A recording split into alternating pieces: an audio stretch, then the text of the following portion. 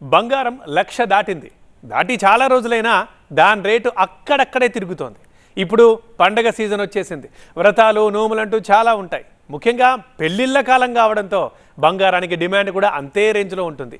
దీంతో gold rate మరింత ప్రియమవుతుంది అన్న టాక్ అయితే నడుస్తోంది. ఇప్పుడే త్వరపడండి, లేకపోతే రేటు పోటు తప్పదంటున్నారు ఎక్స్పర్ట్స్.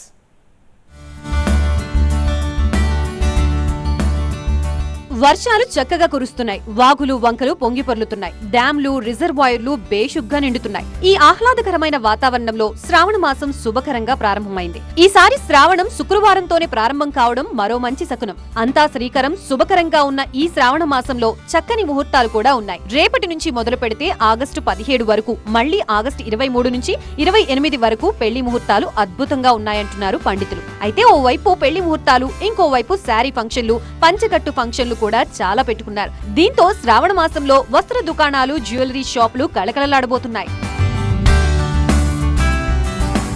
ఇక్కడి వరకు అంతా బాగానే ఉన్నా ఇప్పుడు అసలు కథ మొదలు కాబోతోంది.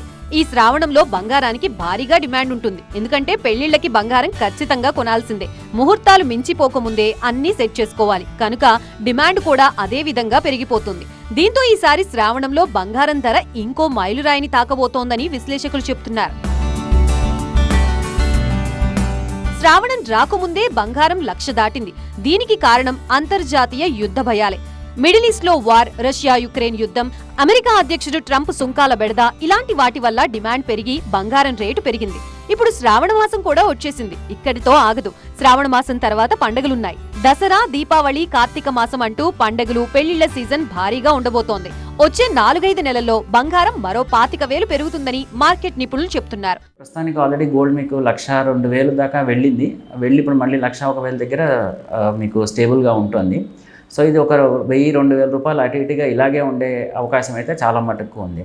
అయితే గ్లోబల్గా జరిగే పరిణామాలు దీని మీద చాలా ఇంపాక్ట్ చూపిస్తాయి. లైక్ ఇప్పుడు సడన్గా మన ట్రంప్ గారు ఏమైనా డెసిషన్స్ తీసుకున్నారు, లేకపోతే World War III గురించి అని పుతిన్ లేకపోతే ట్రంప్ మాట్లాడుతున్నారు.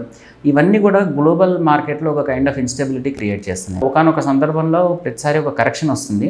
సో ఎవరైతే బంగారం కొనుక్కోవాలి అనుకుంటున్నారో వాళ్ళు ఆ కరెక్షన్ వచ్చిన టైం అబ్జర్వ్ చేసుకొని తక్కువ అయినప్పుడు కొనుక్కోవడం మంచిది. మా వారం క్రితము 98,000 99,000కి వచ్చింది బంగారం.